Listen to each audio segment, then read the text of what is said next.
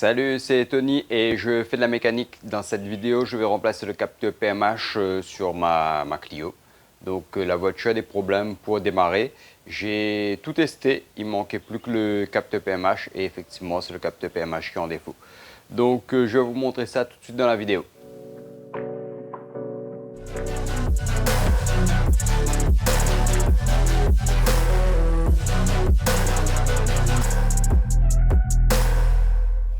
Alors du coup là on est sur une Clio 2 phase 2, le capteur PMH il se trouve exactement, alors là vous n'allez pas voir à cause de mon doigt, mais voilà, la partie métal en brillant là, c'est là le capteur PMH, juste au-dessus du volant moteur sur la boîte de vitesse en fait, donc très facile à repérer sur cette voiture là.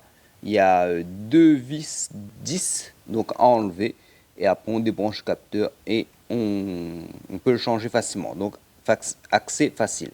J'enlève le capteur et je vous montre tout de suite. Comme je vous disais, c'était pas très difficile à enlever, hein. Je l'ai là. Donc ça c'est celui qui était sur la voiture. Donc ça c'est un capteur passif qui capte simplement le courant induit par le passage du volant moteur. Donc le volant moteur c'est une roue dentée. Sur 7 roues, sur la roue il manque une dent.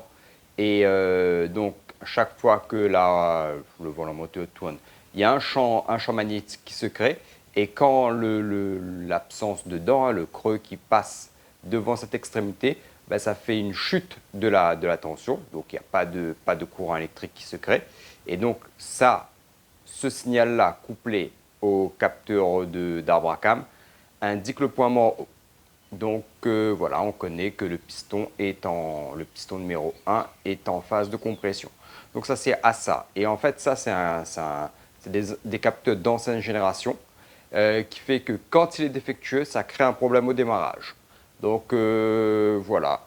Donc très simple à remplacer, très pratique aussi. Je vais essayer de faire, je vais vous tester celui-là pour voir, pour vous montrer s'il est défectueux ou pas. Du coup, j'ai réussi à enlever facilement le capteur PMH. On va faire un petit test, je vais vous montrer comment tester un capteur PMH avec un voltmètre. Donc, le capteur PMH, je mets le voltmètre, enfin du coup ça en position ohm-mètre. Et je mets les aiguilles là sur les deux petites fiches là hein, pour tester en fait. Hein, c'est là où viennent les prises. On y va comme ça. Hop. Alors, je vais le faire.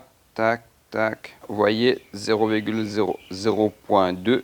Normalement, ça va être entre 200 et 900. Donc 200 et 900 là, vous voyez, c'est mort. C'est mort. Du coup, voilà, on a testé une manière très simple de tester le capteur PMH au voltmètre. Voilà, je ferai une petite vidéo de cet outillage là, donc de ces petits outillages qui aident bien donc à bien faire du bon diagnostic pour savoir, pour trouver quelle est la panne. Je vais pouvoir simplement remplacer le capteur PMH. J'en ai acheté un nouveau, ça coûte pas très cher, ça coûte moins de 15 €.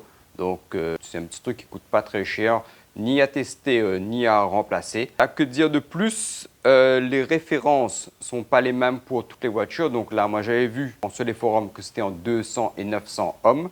Donc on teste en fait la résistance qui est à l'intérieur de cette petite partie là, qui fait que le courant il est transmis en fait. Donc à voir en fonction des voitures quelles sont les bonnes valeurs de résistance. Voilà, donc j'en ai fini pour cette vidéo. N'oubliez pas de vous abonner. À bientôt pour la prochaine vidéo.